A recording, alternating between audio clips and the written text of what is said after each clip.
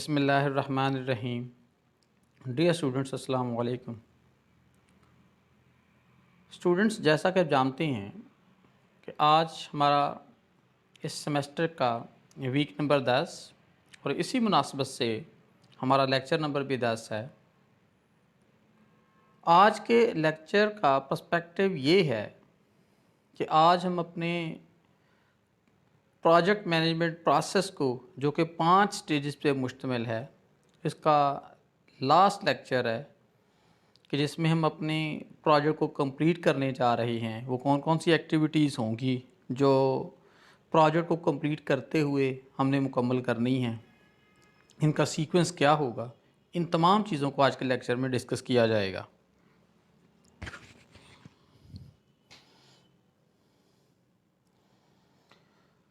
Student, सबसे पहले हम आज का लेक्चर कंप्लीटिंग योर प्रोजेक्ट के लर्निंग ऑब्जेक्टिव्स को डिस्कस करते हैं।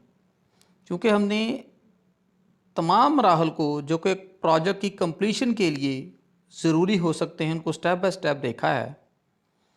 आज का जो लेक्चर है ये बुनियादी तौर पे कंप्लीटिंग द प्रोजेक्ट एक्टिविटीज़ पे मुश्तमिल है। इन तमाम अवामिल को जो कि कंप्लीशन स्टेज पे हो सकते हैं, इनको हमने 6 स्टेजेस में तकसीम किया है या 6 स्टेप्स में तकसीम किया है।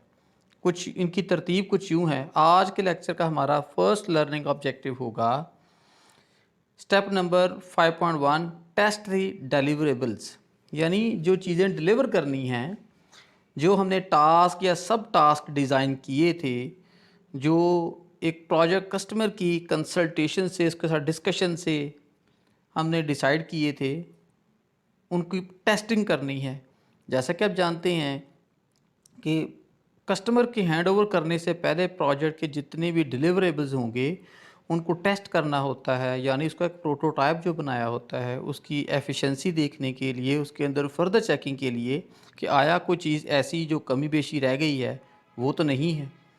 हमारा आज का सेकंड लर्निंग ऑब्जेक्टिव होगा इम्प्लीमेंट डिलीवरेबल्स। यानी टेस्ट करने के बाद अगर उनके नताइज हौसला अफजा रहते हैं और बिल्कुल वैसे ही हैं कि जैसे हमने इसे डिज़ाइन किया था, तो उसको इम्प्लीमेंट कर दिया जाता है। Step number 5.3, provide support to your customer. इस स्टेज पे आपको अपने कस्टमर को सपोर्ट फ्राहम करना पड़ती है। ज़ाहिर सी बात है कि चीज़ों के अंदर कुछ कॉम्प्लिकेशंस होती हैं, कुछ ऑपरेटिंग प्रोसीजर्स होते हैं और उन ऑपरेटिंग प्रोसीजर्स को कस्टमर को समझाने की ज़रूरत होती है, उसको ट्रेन करने की ज़रूरत होती है। और जब एक दफ़ा प्रोजेक्ट एक कस्टमर के हैंड ओवर कर देते हैं तो उसको कंट्रोल करना, उसको ऑपरेट करना और जितनी भी टेक्निकल पेचीदगियाँ हो सकती हैं वो कस्टमर को समझाने की ज़रूरत होती है। तो बीइंग अ प्रोजेक्ट मैनेजर आपके लिए ये लाजमी होता है कि आप अपने प्रोजेक्ट कस्टमर को ये तमाम किस्म की सहूलियात मुहैया करते हैं। हमारा आज का learning objective number 4, release resources. यानी वो तमाम रिसोर्सेज जो प्रोजेक्ट के लिए ज़रूरी हो सकते हैं, जिनको कि हमने बाउंड किया हुआ था, उनको रिलीज़ कर दिया जाता है इस प्रोजेक्ट से। फिफ्थ लर्निंग ऑब्जेक्टिव होगा review for the next time.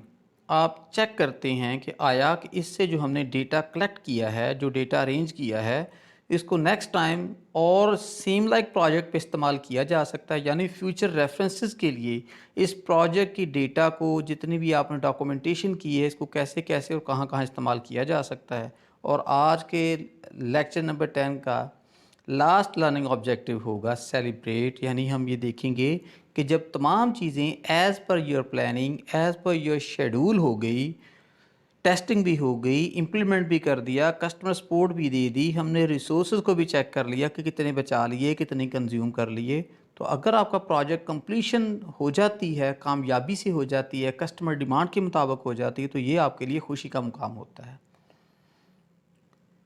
Dear students, मैं हूं आपका कोर्स इंस्ट्रक्टर, आपका टीचर अनासर शहजाद अली। तो चलिए स्टूडेंट, चलते हैं हम आज के लेक्चर के बुनियादी जो, जैसा कि हमने एक रवायत बनाई है अपने लेक्चर्स में कि पहले हम अपने टोटल लेक्चर का जब रिव्यू करते हैं तो उसके साथ ही हम अपने प्रोजेक्ट मैनेजमेंट की जो 5 बुनियादी एक्टिविटीज़ होती हैं उनका स्टेटस भी चेक करते हैं कि हम इस वक्त किस स्टेज पे हैं। जैसा कि आपके सामने स्लाइड में नज़र आ रहा है, हम जो प्रोजेक्ट की कंप्लीशन उसकी लास्ट स्टेज है, कंप्लीट योर प्रोजेक्ट, और इसके अंदर हमने अपनी तमाम एक्टिविटीज़ को जो कि कंप्लीशन स्टेज पे परफॉर्म करनी होती है, जैसा कि मैंने शुरू में इंट्रो के अंदर बताया कि हमने कंप्लीशन प्रोसेस को 6 स्टेजेस के अंदर या 6 स्टेप्स के अंदर तकसीम किया है।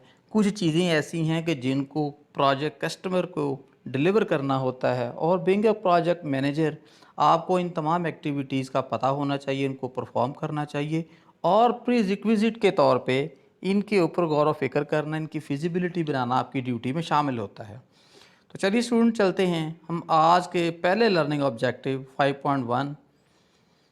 अब सबसे पहले तो हमें इसको समझने की ज़रूरत है कि जब प्रोजेक्ट कंप्लीट किया जाता है तो प्रोजेक्ट कंप्लीशन किस चीज़ का नेम है, किस हवाले से हमने इसकी जो कंप्लीशन रिपोर्ट बनानी है, और कंप्लीशन का पूरा फेज़ किन किन चीज़ों पे, किन किन एक्टिविटीज़ पे और किन डिलीवरेबल्स पे मुश्तमिल होता है।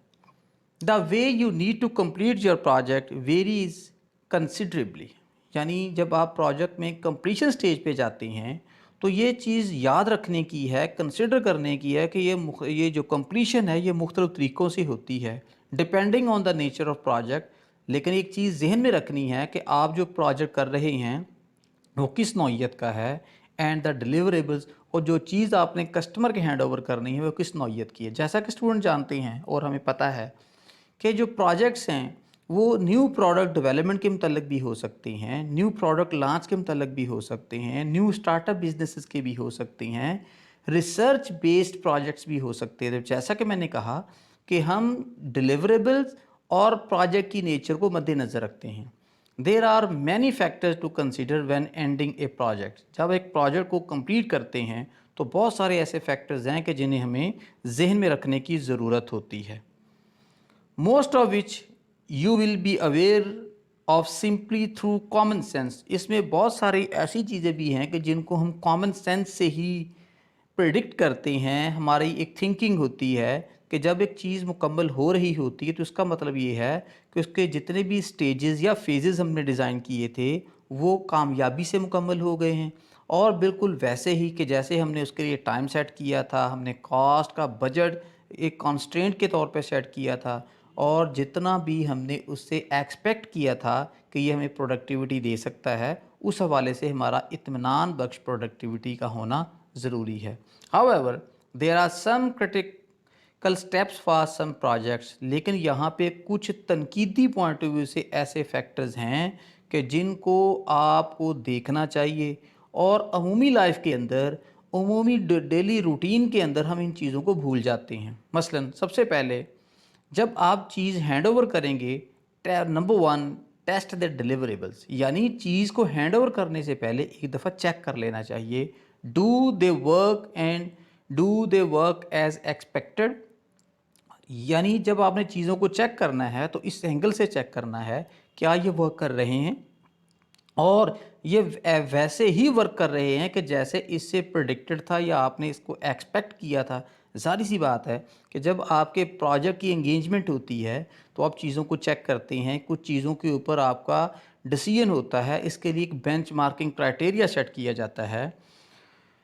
Does not apply to all deliverables, लेकिन ये चीज़ तमाम किस्म के डिलीवरेबल्स पे आप अप्लाई नहीं कर सकते। जैसा कि हमने पहले कहा कि प्रोजेक्ट की नेचर डिफरेंट होती हैं, but deliverables like apps, software, new machines and so on should be tested to ensure they work properly. यानी अगर इस तरह के आपके प्रोजेक्ट्स के डिलीवरेबल्स हों, आपकी एंड प्रोडक्ट इस हवाले से हो, तो उसको कस्टमर के हैंड ओवर करने से पहले उन चीज़ों को चेक करना ज़रूरी है।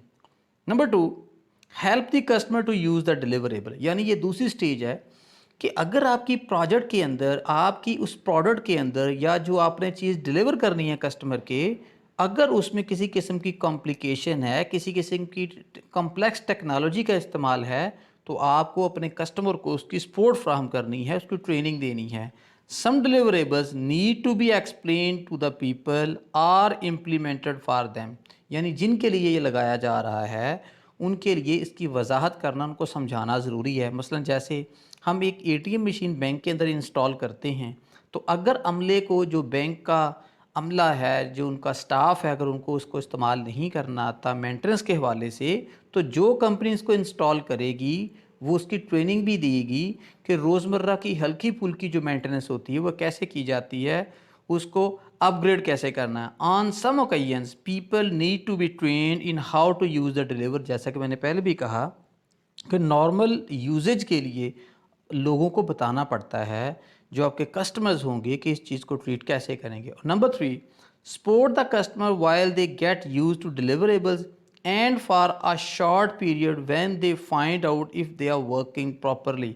यानी एक चीज़ का टाइम तय कर लिया जाता है कि इतनी देर के लिए हम आपको सपोर्ट सर्विसेज देंगे, और जो कि आपके उस प्रोजेक्ट की जो डिटेल होती है, उसका जो एंगेजमेंट होती है, या आपका जो कॉन्ट्रैक्ट होता है उसका हिस्सा होता है। मसलन जैसे हम देखते हैं अमूमी तौर पे, जनरली हमारे नॉलेज में है कि जब एक मोबाइल फ़ोन ख़रीदा जाता है तो बेचने वाला जो डीलर है वो आपको 1 साल की वारंटी देता है। अगर चीज़ के अंदर किसी किस्म का फॉल्ट आ जाता है तो अमूमी तौर पे 1 साल का टाइम पीरियड होता है। तो जस्ट लाइक दिस, यहाँ पे भी जब आप अपने प्रोजेक्ट को एक चीज़ डिलीवर करेंगे जो कि कस्टमर की मंशा के मुताबिक होगी, अगर वो कम्प्लेक्स हो, टेक्नोलॉजी बेस्ड हो, कुछ सोफिस्टिकेटेड टेक्निक्स इस्तेमाल हुई हों, तो फिर आपको अपने कस्टमर को सपोर्ट देना पड़ती है कि इसको यूज़ कैसे करना है, और इसके लिए एक ट्रेनिंग पीरियड या एक वारंटी पीरियड तय कर लिया जाता है।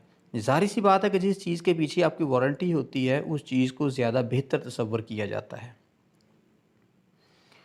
तो चलिए स्टूडेंट्स, जैसा कि हमने पहले इसको चेक कर लिया, देख लिया कि प्रोजेक्ट के हवाले से जब हम कंप्लीशन पे जाते हैं तो प्री रिक्विजिट के तौर पे कुछ चीज़ों को यकीनी या मुमकिन बनाने की ज़रूरत होती है, कि जिसके अंदर हमने डिलीवरेबल्स को टेस्ट करने की बात की, कस्टमर के हैंड ओवर करने की बात की, और फिर हमने ये कहा कि अगर कस्टमर को किसी किस्म की सपोर्ट देनी हो तो कैसे करनी। तो अब इन चीज़ों को ज़रा डिटेल में देखते हैं और अपनी कंप्लीशन प्रोजेक्ट के जो हमने स्टेप्स डिज़ाइन किए हैं उसके अंदर इसको अरेंज करते हैं, और वन बाय वन इन मराहल से गुज़रते हैं, ताकि एक प्रोजेक्ट मैनेजमेंट स्टूडेंट के तौर पे स्टूडेंट्स को भी पता हो कि जब हमने कंप्लीशन करनी है तो इन तमाम चीज़ों को मद्देनज़र लाजमी रखना है। Step number 5.1, test the deliverables, यानी पहला मरहला जो कि कंप्लीशन स्टेज पे जब आप अपने प्रोजेक्ट को या प्रोडक्ट डेवलपमेंट को ख़त्म करने जा रहे होते हैं तो आप उसको एक दफ़ा टेस्ट करते हैं कि आया कि जिस मकसद के लिए ये चीज़ बनाई गई है कि यह डिलीवर कर रही है। If you are responsible for a project, यानी अगर आप एक प्रोजेक्ट के रिस्पॉन्सिबल हों, it is right for your customer to expect you to manage it to produce deliverable that work. यानी आपके कस्टमर के लिए भी ये ज़रूरी होता है और आपके लिए भी ज़रूरी होता है कि जो चीज़ आप अपने कस्टमर के हैंड ओवर करें वो टेस्टेड हो, वो वैसे ही वर्क कर रही हो जैसा कि आपने उसके मतलब डिसाइड किया था, या आपकी प्रोडिक्शन थी, या आपकी एक्सपेक्टेशन थी।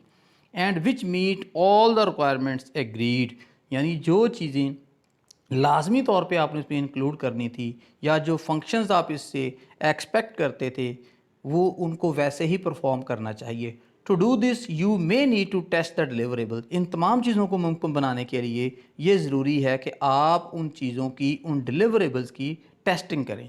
देर are many ways to do this, यहाँ पे बहुत सारे ऐसे तरीके अवेलेबल हैं कि जिसके मुताबिक आप चीज़ों को टेस्ट कर सकते हैं। And the testing required depends entirely on the type of deliverable. और चूँकि टेस्टिंग का ताल्लुक प्योरली, जैसा कि हमने लेक्चर की इंट्रो में बात की, कि इसका प्योरली रिलेशन होता है कि नेचर और प्रोडक्ट किस किस्म की है या प्रोजेक्ट किस नौइयत का है। आया कोई प्रोजेक्ट आपका प्रोडक्ट डेवलपमेंट बेस्ड है या सर्विस डेवलपमेंट बेस्ड है, तो उसके मुताबिक ही ये डिसाइड किया जाता है। How you test a new car is completely different from how you test it software. यानी अगर आप किसी गाड़ी की टेस्ट ड्राइव लेती हैं कि ये कैसी चलती है, इसकी माइलेज क्या है, इसकी लग्जरीज़ क्या हैं, इससे बिल्कुल डिफरेंट है कि आप एक सॉफ्टवेयर को ट्रीट कर रहे हों या सॉफ्टवेयर को चेक कर रहे हों। Or from how you would test a new building you had just build, या आपने एक बिल्डिंग अगर एक कंस्ट्रक्टर के तौर पे बनाई है तो फिर आप उसको कैसे चेक करेंगे।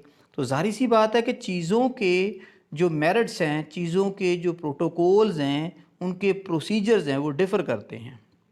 However each deliverable should be tested, लेकिन ये इस चीज़ को मुमकिन बनाना चाहिए कि जो भी चीज़ आपने डिलीवर करनी है, कस्टमर के हैंड ओवर करनी है, उसको चेक कर लिया जाए before you are completely confident they meet your expectation, यानी आप इस चीज़ पे बिल्कुल एग्री कर जाएं, मुतमिन हो जाएं कि हाँ आपने जो इसके ऊपर वर्क परफॉर्म किया है या इस चीज़ से जो चीज़ आप एक्सपेक्ट कर रहे थे वो आपकी एक्सपेक्टेशन के मुताबिक हो रही है, वो वर्क परफॉर्म कर रही है। While the actual test vary between deliverables, और बाज़ अगर किसी चीज़ से मुतल्लक आपने कुछ क्लेम्स किए होते हैं कि ये फंक्शन परफॉर्म करेगी, और एक्चुअली जब उसके जो फंक्शंस होते हैं उनको चेक कर लिया जाता है टेस्टिंग स्टेज पे, अमूमी तौर पे उसके अंदर फ़र्क आ भी जाता है। There are some generic question you need to ask to test any set of deliverables. जब आप चीज़ों को टेस्ट करने लगते हैं यानी उनकी परफॉर्मेंस की कंफर्मेशन होने लगती है, तो आपको ये कुछ जहन में क्वेश्चन रखने होंगे जिनके जवाब तलाश करने से ही आप टेस्टिंग के प्रोसीजर्स को कंप्लीट और एक्यूरेट बना सकते हैं। मसलन ये क्वेश्चन किस नौइयत के हो सकते हैं? Is the set of deliverables complete, क्या जो डिलीवरेबल्स जो डिसाइडेड थे वो मुकम्मल हो गए हैं?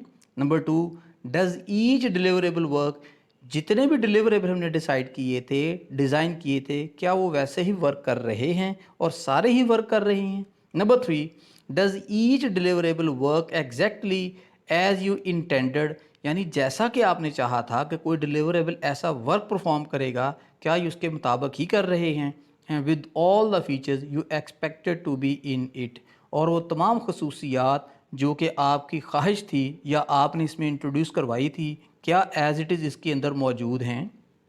Number 4, can each deliverable meet the performance needs of customer, जितने भी आपने इसके अंदर डिलीवरेबल्स रखे हैं क्या वो कस्टमर की एक्सपेक्टेशन या उसकी ज़रूरियात के तहत जो शामिल किए थे वैसे ही हैं? For example, where appropriate to the deliverable does it work as quickly as expected, क्या ये बिल्कुल मौजूद डिलीवरेबल है जैसा कि कस्टमर ने कहा था और ये बिल्कुल वैसे ही जल्दी से काम कर रहा है कि जैसा कि आप इससे एफिशिएंसी रिक्वायर करते हैं? Can a large enough number of people use it, क्या ज़्यादा लोग इसको इस्तेमाल कर सकते हैं, यानी इस प्रोजेक्ट को या इस प्रोडक्ट को कस्टमाइज्ड बनाया जा सकता है it any one time etcetera. तो ये कुछ एग्जांपल्स है आपके सामने कि जो इसकी परफॉर्मेंस है उसको कैसे चेक करना है। Number 5, have the deliverables been made build created to the level of quality that was required, यानी क्वालिटी मैनेजमेंट प्रोस्पेक्ट को या एस्पेक्ट को सामने रखते हुए जो आपने डिसाइड किया था कि इसके क्वालिटी फैक्टर्स होने चाहिए या क्वालिटी करैक्टरिस्टिक्स होनी चाहिए, क्या ये उस मेयार पे पूरा उतर रही है? और लास्ट होगा, are there any specific acceptance criteria, क्या आपने इसके लिए पहले से ही कोई एक्सेप्टेंस क्राइटेरिया डिसाइड किया हुआ है या स्टैंडर्डाइज्ड या कस्टमाइज्ड मार्केट के अंदर मौजूद है, और processes that the customer has defined. और अमूमी तौर पे ये तमाम चीज़ें जब प्रोजेक्ट का आपका कॉन्ट्रैक्ट तय पाता है, यानी बीइंग अ प्रोजेक्ट मैनेजर और कस्टमर, ये तमाम चीज़ें उस स्टेज पे तय पा जाती हैं between two parties. Step number 5.2, implement deliverables. जैसा कि हमने पहले कहा कि चीज़ को पहले टेस्ट कर लेना चाहिए कुछ क्वेश्चंस को मद्देनज़र रखते हुए, और अगर आप उन क्वेश्चंस के आंसर तलाश कर लेते हैं, उनके सूटेबल और इनफ आप आंसर दे देते हैं, तो इस चीज़ का मकसद होगा या मतलब होगा कि टेस्टिंग प्रोसीजर काफ़ी हद तक आपको मुतमिन कर गया है। अब हम ये देखेंगे कि अगर चीज़ टेस्ट हो जाती है और अपने नताइज पूरे दे रही है तो उसको फिर इम्प्लीमेंट कैसे करते हैं। Now that your deliverable work properly, अब ये स्टेज है कि आपके डिलीवरेबल प्रॉपर बाकायदा काम कर रहे हैं, यू मस्ट इम्प्लीमेंट दैम, तो फिर उसको इम्प्लीमेंट करने की ज़रूरत होती है। For some deliverables implementing is just about giving them to a customer, और बहुत सारे प्रोजेक्ट इस किस्म के होते हैं कि जब वो टेस्टिंग फेज़ पे पूरा उतर आते हैं तो इसका मतलब ये होता है कि उस चीज़ को कस्टमर के हैंड ओवर कर दिया जाए। But for others they need to be made to work with existing items, और कुछ ऐसे भी होते हैं कि जिनको एग्जिस्टिंग आइटम के साथ मिलना चाहिए। मसलन हम ये कहते हैं कि अगर हमने गाड़ी में एक सीएनजी किट लगवाई है तो सीएनजी किट ने प्रॉपर काम करना है, और आप उसको चेक करेंगे इसके साथ लगा के कि क्या इसके जो फंक्शंस हैं या गाड़ी के अंदर जो पेट्रोल फंक्शंस हैं वो एक जैसे ही हैं या इनकी फंक्शनैलिटीज़ के अंदर कुछ डिफरेंसेस हैं। For example, loading new software on a customer IT system, अगर हम कस्टमर आईटी सिस्टम के अंदर एक नया सॉफ्टवेयर इंस्टॉल करते हैं, the software need to work with or not interfere with any software. सारी सी बात है कि जब किसी सॉफ्टवेयर को इंस्टॉल किया जाता है तो उस सॉफ्टवेयर के कुछ ड्राइवर्स होते हैं और उन ड्राइवर्स को इंस्टॉल करने के लिए सिस्टम की कुछ रिक्वायरमेंट्स होती हैं, और अगर उस सिस्टम के अंदर वो तमाम चीज़ें मौजूद ना हों तो वो सॉफ्टवेयर उस सिस्टम के अंदर प्रॉपरली वर्क नहीं कर सकता। Also how the deliverables work, और ये भी देखना है कि ये डिलीवरेबल्स किस हद तक काम करेंगे। Or can be use need to be shown to the customer, यानी अगर कस्टमर को किसी ख़ास मानों में इसकी एक्सरसाइज चाहिए, इसका इस्तेमाल, ये इसकी एप्लीकेशन चाहिए, तो उस चीज़ की वजाहत भी करनी होती है। कस्टमर को ये बताना होगा कि ये आपकी ज़रूरियात को किस हद तक पूरा कर सकते हैं। There are many ways to implement deliverables, यहाँ पे बहुत सारे ऐसे तरीक़ेकार हैं कि जब हम जो डिलीवरेबल्स डिलीवर कर रहे हैं कस्टमर तक, उनको आप इम्प्लीमेंट कर सकें। And does depends on the type of deliverables, और ये तमाम चीज़ों का इन्हिसार इस चीज़ के ऊपर होगा कि आपके डिलीवरेबल्स किस नौइयत की हैं। जैसा कि मैं पहले भी बता चुका हूँ, आया वो सर्विसेज बेस्ड हैं, आया वो प्रोडक्ट बेस्ड हैं, आया वो कंसल्टेशन है, किस चीज़ की हैं। Typically the question you need to ask to implement any deliverable are, अमूमी तौर पे जो आम तौर पे क्वेश्चंस हो सकते हैं कि किसी भी डिलीवरेबल को इम्प्लीमेंट करने से मुतल्लक, वो कुछ यूँ हो सकते हैं।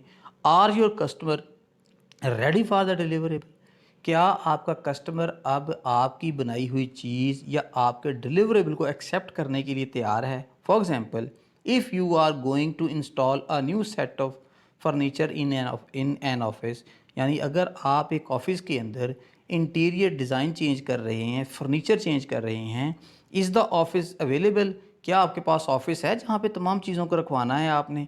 Are it is full of people busily doing their normal work who can not be currently disturbed, या वहाँ पे कुछ ऐसे लोग बैठे हुए हैं, रूटीन वर्क ऑफिस में हो रहा है। जाहिर सी बात है कि जब तमाम सेटिंग चेंज होगी, इंटीरियर चेंज होगा, तो आपको कमरा खाली चाहिए, कमरा स्पेयर चाहिए, और अगर वहाँ पे काम हो रहा है तो फिर इसका मतलब ये होगा कि आपकी एक्टिविटीज़ अभी मुकम्मल नहीं हो सकती, उन तमाम चीज़ों को यहाँ इम्प्लीमेंट नहीं किया जा सकता। दूसरा क्वेश्चन जो हो सकता है, are the deliverables something completely new, क्या जो चीज़ें आप डिलीवर कर रहे हैं वो मुकम्मल तौर पे नई हैं जो कि पहले नहीं दी गई। और do they replace something the customer already has, या ऑलरेडी कस्टमर के पास कुछ चीज़ें मौजूद हैं और आप उस रेंज के अंदर कुछ चीज़ों को ऐड करने जा रहे हैं। If the latter, how are you going to help them make the transition from what they currently have, यानी अगर हम दूसरे की बात करें कि कुछ चीज़ें अवेलेबल हों, आप उन चीज़ों के अंदर कुछ चीज़ों की एडिशन करने जा रहे हैं, तो फिर ये देखना होगा कि जो ऑलरेडी चीज़ें उनके पास अवेलेबल है वो किस नौइयत की हैं, और जो चीज़ें वैल्यू एडिशन स्टेज पे आप उसमें ऐड करने जा रहे हैं, उसकी वजह से इसकी परफॉर्मेंस के अंदर, इसकी लोकेशन के अंदर, इसकी यूटिलिटी के अंदर क्या तब्दीलियाँ वाक़ई हो सकती हैं।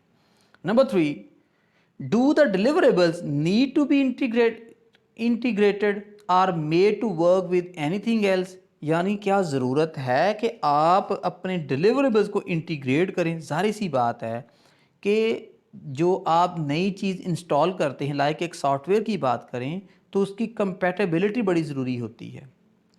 Who is responsible for doing this, कौन रिस्पॉन्सिबल है ऐसा तमाम काम करने का, and how will it be done, और ये तमाम काम कैसे किए जाएंगे। जैसा कि आप एक लीडर की एग्जांपल जानते हैं कि मैनेजर एक लीडर भी होता है, लीड फ्रॉम द फ्रंट, वो चीज़ मद्देनज़र रखेगा कि अगर किसी चीज़ का पता नहीं चलेगा तो वो कैप्टन ऑफ द टीम होता है, तो उस चीज़ को कन्वे करता है, उसका जवाब देता है। Imagine the situation that you are delivering a new machine into a factory, यानी इस कंडीशन को जहन में रखें कि आप फैक्ट्री के अंदर एक नई मशीन जो है वो इंस्टॉल करने जा रहे हैं। If this machine work alone, अगर ये मशीन अकेले से काम करेगी, then you simply need to find space and a power supply for it, तो आपको ये ज़रूरत है कि वहाँ पे उसके लिए एक सूटेबल लोकेशन होनी चाहिए, इसके लिए एक प्रॉपर सप्लाई का इंतज़ाम होना चाहिए, ताकि इसकी वर्किंग के अंदर किसी किस्म का हर्डल, किसी किस्म की रुकावट ना आ सके। Number 4, do the deliverables need any specific action to implement, क्या चीज़ों को यानी जो डिलीवरेबल्स आप कस्टमर के हैंड ओवर कर रहे हैं उसके लिए कोई ख़ास एक्टिविटीज़ या ख़ास सरगर्मियाँ परफॉर्म करने की ज़रूरत तो नहीं होती। What are these and who will do them, और उन सरगर्मियों की, उन एक्टिविटीज़ की निशानदही कर ली जाती है, तो फिर पता चल जाता है कि हु विल डू, कौन ये कर सकता है। Some deliverables can only be implemented in a special way, जबकि कुछ डिलीवरेबल्स ऐसे होते हैं कि उनको स्पेशलाइज तरीके से ही परफॉर्म किया जा सकता है। मसलन एक नया सॉफ्टवेयर है, तो सॉफ्टवेयर की जो सेंस रखने वाले लोग हैं या सॉफ्टवेयर डेवलपर्स हैं, वो अच्छे से इसको इंस्टॉल कर सकते हैं, अच्छे से इसको हैंड ओवर कर सकते हैं आफ्टर टेस्टिंग।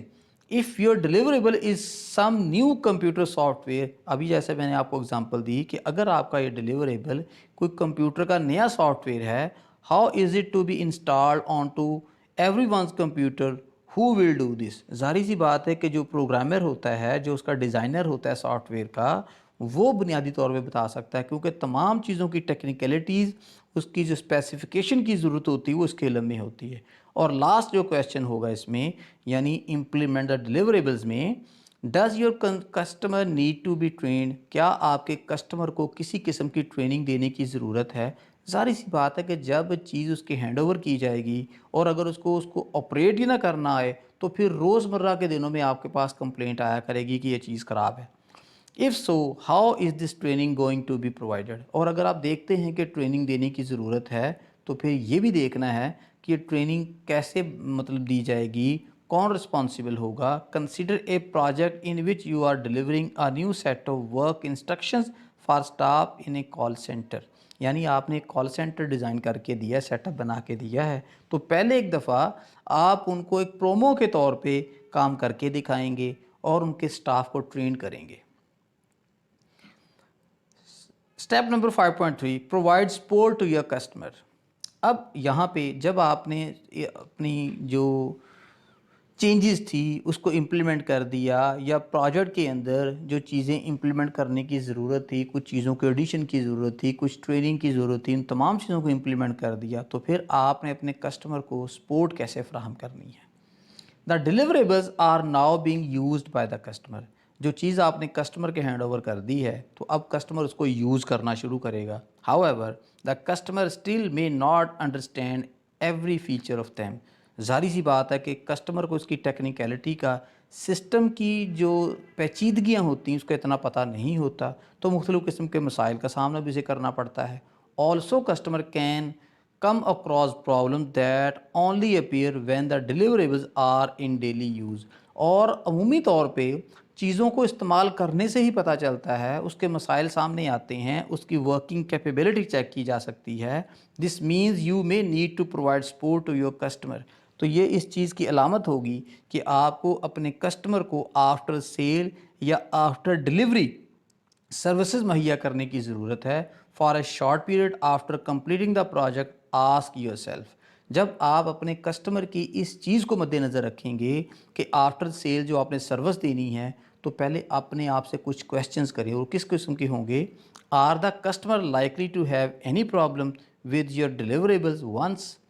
यानी क्या आपके कस्टमर को चीज़ इस्तेमाल करते हुए इस चीज़ की पॉसिबिलिटी है कि मुख्तलिफ़ किस्म के मसाइल आएंगे। अमूमी तौर पे जो टेक्नोलॉजिकल या टेक्निकल बेस्ड चीज़ें बनती हैं, उनके साथ एक टेक्निकल मैनुअल या सिस्टम मैनुअल ऐड कर दिया जाता है मुख्तलिफ़ किस्म के प्रॉब्लम्स को टैकल करने के लिए, उनको रिमूव करने के लिए। Number 2, you have handed them over. क्या आपने इन तमाम चीज़ों को कस्टमर के हैंड ओवर कर दिया है। Number 3, how will you resolve these issues. अगर स्टिल फिर भी मसाइल रहते हैं, तो फिर आपने क्या क्राइटेरिया, क्या प्रोसीजर्स तरतीब दिया है कि उन प्रॉब्लम्स को फिक्स कैसे किया जाएगा। एंड लास्ट है, how will you know when this period of support is complete. आप कैसे इस चीज़ का तयन करेंगे कि ये जो पीरियड होगा ये ख़त्म हो जाएगा। अमूमी तौर पे जैसे मैंने आपको एक मोबाइल फ़ोन की एग्ज़ाम्पल दी, तो इसके लिए अमूमी तौर पे 1 साल का पीरियड डिसाइड किया जाता है। Support your customer after you finish a project. जब आप एक प्रोजेक्ट मुकम्मल कर लेते हैं, जैसा कि मैंने पहले भी वजाहत की, चाहे वो प्रोजेक्ट बेस्ड है, चाहे वो प्रोडक्ट बेस्ड है, चाहे वो सर्विसेज बेस्ड है, is good practice, but you can risk a situation in which your project never ends। बाज़ प्रोजेक्ट्स ऐसे होते हैं जिनका ख़ात्मा नहीं होता। मसलन आपने किसी को कंसल्टेशन सर्विसेज देनी है, तो ईच टाइम जब आपको आपके कस्टमर को ज़रूरत होगी वो आपके पास आएगा। तो इस तरह के प्रोजेक्ट जो होते हैं वो कभी ख़त्म नहीं होते। To avoid the trap of never being able to finish a project, यानी इस चीज़ की जो आपके सामने पेचीदगियाँ हो सकती हैं कि प्रोजेक्ट ख़त्म नहीं होते, ऑनगोइंग रहते हैं। Agreed up front with your customer how long you will provide support for. तो इन तमाम चीज़ों को अपने कस्टमर के साथ डिस्कस कर लें। और अमूमी तौर पे जब ये प्रोजेक्ट शुरू किया जाता है तो स्टार्ट में जो कस्टमर के साथ एंगेजमेंट होती है, टर्म्स एंड कंडीशंस तय आती हैं, उसमें ही डिसाइड कर लिया जाता है कि हम कब तक इस प्रोजेक्ट से रेलिवेंट सपोर्ट देंगे, और एक मखसूस पीरियड ख़त्म होने के बाद अगर दोबारा आपको उसकी सपोर्ट चाहिए होगी तो उसका एक्स्ट्रा क्या चार्ज किया जाएगा। This period of time should be built on the project plan. और ये जो आफ्टर सेल सर्विस का या सपोर्ट सर्विसेज का आपने तहैया किया होता है या तय किया होता है, इसको प्रोजेक्ट के कॉन्ट्रैक्ट के अंदर भी लिख लेना चाहिए। Provide support to your customer. You may decide you need to provide some newly recruited staff support. अच्छा, अब जाहिर सी बात है कि आपको कुछ अगर इस तरह का प्रोजेक्ट होता है कि वहाँ पे नया आपकी टीम के अंदर इजाफा होता है, नए रिक्रूटर्स आ जाते हैं, तो जाहिर सी बात है कि उनको तो उन चीज़ों को, अगर वो टेक्नोलॉजिकल बेस्ड हैं, तो ऑपरेट करना नहीं आता। As they get use to their role in the new office, जैसा कि नए ऑफिस की हम बात करते हैं कि जब नए इंटर्नीज़ आते हैं, नए ट्रेनीज़ आते हैं, तो उनको जब मुख्तलिफ़ आलात पे, मुख्तलिफ़ इक्विपमेंट्स पे जब अब काम करने के लिए कहा जाता है, तो पहले उनके लिए ट्रेनिंग की ज़रूरत होती है कि how to tackle and operate those particular appliances. In providing support you may want to ensure, जब आप उनको सपोर्ट फ्राहम करेंगे तो आपने कुछ चीज़ों को यकीनी बनाना है। मसलन each member of staff knows which is their desk, यानी हर स्टाफ मेंबर को पता होना चाहिए कि काम करने की उसकी लोकेशन क्या है, उसका डेस्क कौन सा है। And their way around the office facilitate including fire escapes, toilets, printers and the coffee area, यानी वो तमाम फैसिलिटेशन जो कि एक एम्प्लॉई को दी जा सकती है, उसको पता होना चाहिए कि मैंने अगर किसी चीज़ से असिस्टेंस लेनी है तो वो कैसे ले सकता है, किसी चीज़ को यूटिलाइज़ करना है तो किस जगह पे करना है।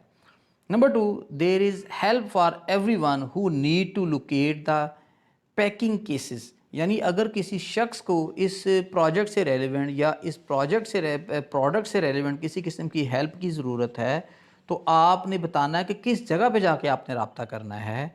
That contain their files are who want to raise or lower their chairs, यानी अगर प्रोजेक्ट हमें किसी ऑफिस की इंटीरियर सेटिंग, जैसा कि हमने स्टार्ट में बात की थी, उसको अगर मद्देनज़र रखें, तो फिर उन तमाम अरेंजमेंट्स को मद्देनज़र रखना होगा, क्योंकि एक ऑफिस का जो लेआउट होता है वो उसकी वर्किंग या nature of performance of work को सामने रखते हुए डिज़ाइन किया जाता है। आप इस चीज़ को इग्नोर नहीं कर सकते। अज़ीज़ तुलबा तालिबात, हम कंप्लीशन स्टेज के लर्निंग ऑब्जेक्टिव नंबर 4 यानी रिलीज़ रिसोर्सेज पे अब बात करेंगे। यानी प्रोजेक्ट कंप्लीशन के लिए भी कुछ रिसोर्सेज चाहिए होते हैं। As people complete the task on the project plan you require them to do, you can release them from the project team। यानी जिन चीज़ों का प्रोजेक्ट की कंप्लीशन के साथ साथ रोल ख़त्म होता चला जाता है, तो आपके लिए ज़रूरी होगा कि आप उन चीज़ों को, उन रिसोर्सेज को प्रोजेक्ट से अलहदा करते चले जाएं। ज़ाहिर सी बात है कि जो प्रोजेक्ट अगर कैपिटल नौइयत के हों, उनकी लाइफ ज़्यादा हो, तो उन्हीं चीज़ों को और प्रोजेक्ट के ऊपर इस्तेमाल किया जा सकता है। However, do not do this prematurely, लेकिन फौरी तौर पे आपको ऐसा नहीं करना चाहिए until कि आपके जो डिलीवरेबल्स हैं वो प्रॉपरली वर्क करना शुरू हो जाएं। People should only be released from the team when, यानी आपके साथ अगर काम या प्रोजेक्ट इस नौइयत का था कि वो एक टीम की सूरत में हो सकता था, तो आप टीम को फौरी तौर पे नहीं रिलीज़ कर देंगे, अलहदा नहीं कर देंगे, जब तक you are sure that they have completed all the task required, जब तक आपको इस चीज़ की यकीन दहानी ना हो जाए कि आपने प्रोजेक्ट टीम के ज़िम्मे जो एक्टिविटीज़ लगाई थी वो उन्होंने पूरी कर ली हैं। This is not simply that they have worked until a certain date specified in the plan. और अमूमी तौर पे जब प्रोजेक्ट स्टार्ट होता है तो प्रोजेक्ट टीम जो आपके साथ मुख्तलिफ टास्क पे काम कर रही होती है, उनको काम की नौइयत और उसकी ड्यूरेशन का भी बता दिया जाता है कि कब तक आपने इसकी सर्विसेज देनी है, हैज़ पास्ट, और उस टाइम का कंप्लीट होना बड़ा ज़रूरी होगा अगर आप अपनी टीम को उनकी ज़िम्मेदारियों से सबकदोश करते हैं या रिलीज़ करते हैं। It is not only a date that all the work they were meant to has completed, यानी उस वक्त तक कि जब तक उनके ज़िम्मे जितनी भी एक्टिविटीज़, जितने भी टास्क थे वो मुकम्मल नहीं हो जाते, उनको इन ज़िम्मेदारियों से रिलीज़ नहीं किया जा सकता। Now second part, you have confidence you will not need them, यानी आपको इस चीज़ का इत्मीनान हो, कोई चीज़ सही तरीके से मुकम्मल हो गई है, वो ऐसे ही परफॉर्म कर रही है कि जैसा उन डिलीवरेबल्स को काम करना चाहिए, तो फिर आप इस चीज़ को महसूस करें कि अगर आप अपने स्टाफ को रिलीज़ कर देते हैं उनकी ड्यूटी से, तो आपको दोबारा से उनकी ज़रूरत नहीं पड़ेगी। To help you test and implement the deliverables or provide any further support to the customer। और अमूमी तौर पे ऐसे होता है कि जो टेक्नोलॉजी बेस या तकनीक की बुनियाद पे चीज़ें बनती हैं तो फर्दर आपको सपोर्ट सर्विसेज देना पड़ जाती है। तो उस सूरत में आप अपने स्टाफ की ये ड्यूटी लगानी होती है कि ईच टाइम अगर कस्टमर को किसी किस्म का मसला होता है, कोई असिस्टेंस चाहिए होती है, तो फिर आप उनको ये प्रोवाइड करेंगे।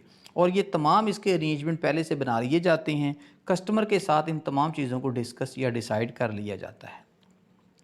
अज़ीज़ तुलबा, हमारा सेकंड लास्ट यानी हमारी इस कंप्लीशन एक्टिविटीज़ में 5.5 activity review for the next time.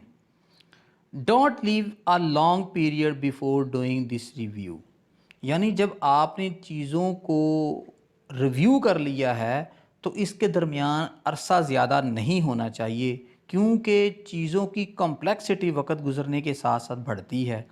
जितना भी आपका इंगेजमेंट टाइम है, प्रोजेक्ट डिलीवरी टाइम है या उसकी सपोर्ट सर्विसेज देने का टाइम है, उन चीज़ों को डिसाइड कर लीजिए। As you need the memory of the project to be fresh in your mind, यानी बहुत ज़्यादा टाइम गुजर जाए तो प्रोजेक्ट से रेलिवेंट टर्म्स एंड कंडीशन आपके जहन से स्किप हो सकती हैं, उनके वर्किंग प्रोटोकॉल्स के अंदर आपको कोई एम्बिगुइटी हो सकती है।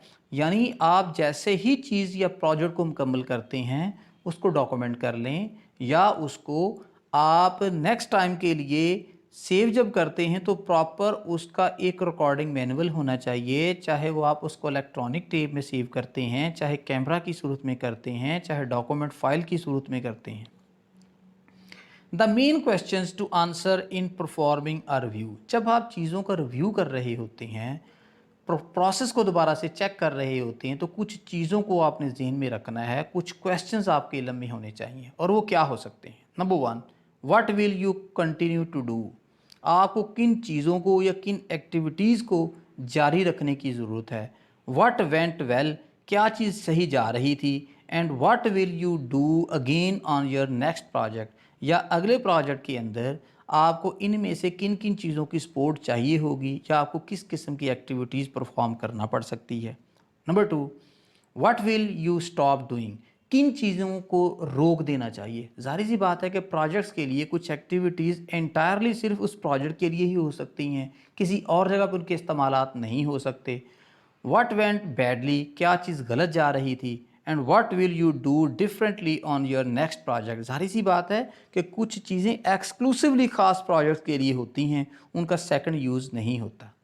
Number 3, what will you start doing, आपको क्या अब शुरू करना चाहिए। ज़ाहिर सी बात है, बीइंग अ प्रैक्टिशनर, आप प्रैक्टिस करते हुए बहुत सारी चीज़ों को सीखते हैं, अल्टरनेटिव ट्रीटमेंट्स आपके सामने आती हैं, यूजेस सामने आती हैं, प्रोसीजर्स आपके सामने आते हैं। What did not you do on this project that in hindsight would you have been good to do, यानी कुछ चीज़ें काम करने से पहले ऐसी थी जो आपके इल्म में नहीं थी, लेकिन परफॉर्मेंस के बाद उन चीज़ों के ऊपर एक्ट अपॉन करने के बाद आपके सामने कुछ चीज़ें आ जाती हैं, और बाज़ औक़ात काम करते हुए आपको नए तरीके जो है एक्सप्लोर कर लेते हैं, नई चीज़ें आपके सामने आ जाती हैं कि जिनकी यूटिलिटी आपके प्रोजेक्ट हैंडलिंग के अंदर ज़्यादा हो सकती है। और लास्ट होगा, is there anything else you have learn that is worth remembering for the next time, यानी क्या अपना काम करते हुए आपने कुछ ऐसी चीज़ सीखी या सोची जो नेक्स्ट टाइम आपकी मदद कर सकती हो, आपकी प्रोजेक्ट हैंडलिंग के अंदर आपके लिए मददगार साबित हो सकती है। और अमूमी तौर पे ऐसे होता है, जब आप काम करते हैं, प्रैक्टिकली इन्वॉल्व होते हैं, तो आपको एक सामने कुछ ऐसी चीज़ें आती हैं और इसी चीज़ को एक्सप्लोरेशन का नाम ही दिया जाता है कि वर्किंग के दौरान मुख्तलिफ़ चीज़ें आपके सामने आती हैं और उन चीज़ों पे गौर व फिक्र करने से आप उसके अल्टरनेटिव यूजेस भी डिसाइड कर लेते हैं। This review should involve the project team, यानी जब यह रिव्यू प्रोसेस होगा तो आपको अपनी प्रोजेक्ट टीम को भी साथ एंगेज करना होगा। एंड इफ़ यू कैन, और अगर आप ऐसा करते हैं, the project customer as well, और कोशिश करें कि अपनी तमाम एक्टिविटीज़ के अंदर प्रोजेक्ट कस्टमर को भी इंगेज कर लें। जैसा कि मैंने शुरू में ही बात की थी, अच्छे प्रोजेक्ट्स वो होते हैं कि जो टीम परफॉर्म कर रही हो वो वेल अवेयर हो, एक अच्छा कम्युनिकेशन सिस्टम होना चाहिए, प्लस आपका जो कस्टमर है उस तक भी आपका कम्युनिकेशन नेटवर्क बेहतर होना चाहिए, इस सूरत में कि आप किसी कस्टमर के लिए प्रोजेक्ट परफॉर्म कर रहे हों। आज के लेक्चर का हमारा लास्ट स्टेप सेलिब्रेट, यानी जब आपने तमाम चीज़ें मुकम्मल कर लीं, जितना उसका टास्क था, जितना आपने इसको डिज़ाइन किया था, या आपके डिलीवरेबल से आपकी जो एक्सपेक्टेशन थी, टेक्निकल, प्रोसीजरल या उसकी प्रोडक्टिविटी, अगर वो तमाम तकाज़ों पे पूरा उतरती है तो फिर ये चीज़ें खुश होने वाली हैं कि आपने इस प्रोजेक्ट को या इस प्रोडक्ट को कामयाबी के साथ सक्सेसफुली कंप्लीट कर लिया है। Finishing a project successfully should be something you are proud of, यानी जब आप चीज़ों को अच्छे तरीके से मुकम्मल कर लेते हैं, वो तमाम प्रोजेक्ट्स आपने जो शुरू किए हुए थे अच्छी तरह के हो जाते, तो आपके लिए ये एक फ़ख्र की बात है। If you have followed the steps in this book, अगर आपने इन स्टेप्स को, जो कि मैंने आपको एक step by step book recommend की थी, उसके मुताबिक उसको इम्प्लीमेंट करते हैं, you will now understand that the underlying principles of project management are really not that complex. यानी अगर आप इन तमाम चीज़ों को, जैसा कि 10 लेक्चर्स के अंदर मैंने आपके सामने चीज़ों को बयान करने की कोशिश की, चीज़ों को स्पेसिफ़ाई किया, उनको मज़ीद डीकम्पोज किया सब कंपोनेंट्स के अंदर, सब टास्क एंड ड्यूटीज़ के अंदर, ताकि आपकी अंडरस्टैंडिंग हो जाए, तो इस सूरत में अगर ऐसे परफॉर्म कर लेते हैं तो चीज़ें आपके लिए कम्प्लेक्स नहीं रहेंगी। And in some way are just common sense applied in a structural way, जैसा कि तरीक़ेकार की वजाहत मैंने कर दी है कि आप उस स्ट्रक्चर के मुताबिक एक तयशुदा निज़ाम या सिस्टम के तहत चलते हैं, तो फिर आप मसाइल की निशानदही भी करेंगे, मसाइल को हल भी करेंगे, उनको रिपोर्ट भी करेंगे, उनको फिक्स भी करेंगे और अपने प्रोजेक्ट को कामयाबी के साथ मुकम्मल भी कर लेंगे। Yet managing project well is something many people struggle with and often fail at. बहुत सारे लोग कि जो इन चीज़ों की ऊपर गौर नहीं करते, इन स्टेप्स को सीखने की कोशिश नहीं करते, तो उनकी प्रोजेक्ट की हैंडलिंग के मतलब या प्रोजेक्ट कंप्लीशन के मतलब स्ट्रगल जो है जारी रहती है। और अमूमी तौर पे अगर इसको स्ट्रक्चर्ड वे में परफॉर्म ना किया जाए तो फिर आप अपने प्रोजेक्ट की कंप्लीशन में फेल भी हो सकते हैं। If you have completed your project successfully, अगर आपने अपना प्रोजेक्ट कामयाबी से मुकम्मल कर लिया हो, you and the project team deserve इस सेलिब्रेशन, तो ज़ाहिर सी बात है कि आपकी टीम और आप एक सेलिब्रेशन के लिए जो है अहल हो जाते हैं। ज़ाहिर सी बात है कि इंसान जब तगदो करता है, एफ़र्ट करता है और फिर जो चीज़ें सेट की हों, टारगेट डिसाइड किए हुए हों, उसके मुताबिक नताइज आपके सामने आ जाएं, तो फिर वो आपके खुश होने की ही अलामत होती है और इसी चीज़ को सक्सेसफुल प्रोजेक्ट कंप्लीशन का नाम दिया जाता है। तो डियर स्टूडेंट्स, इसके साथ ही हमारा आज का लेक्चर अख्ताम पजीर हुआ नए लेक्चर के साथ, कि जिसके अंदर अब हम अपनी रिपोर्टिंग को डिस्कस करेंगे और टेक्निकल एस्पेक्ट देखे जाएंगे कि how to tackle your project with your MS software 2016, यानी प्रोजेक्ट मैनेजमेंट सॉफ्टवेयर 2016 वर्जन के ऊपर हम प्रोजेक्ट की इमेज कैसे डेवलप करते हैं, यानी गैंट चार्ट कैसे बनाते हैं, इन चीज़ों को देखेंगे। तो 10 लेक्चर तक हमारा जो 5 स्टेजेस थी प्रोजेक्ट कंप्लीशन की वो ख़त्म हुई। अगले लेक्चर के साथ दोबारा आपकी खिदमत में हाज़िर होंगे, तब तक के लिए इजाज़त दीजिए। अल्लाह हाफ़िज़।